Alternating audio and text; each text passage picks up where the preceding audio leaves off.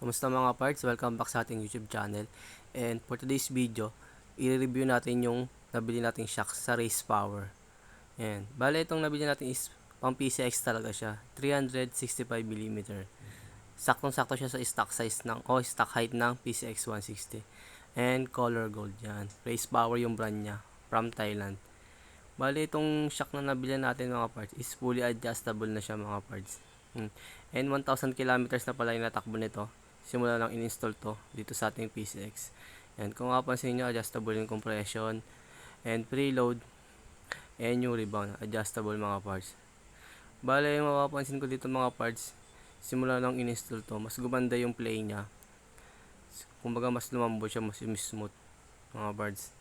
Kasi nung medyo unang install nito, medyo natitigasan ako. Especially pa mag-isa lang ako kasi nga nakatono nga to para sa may angkas.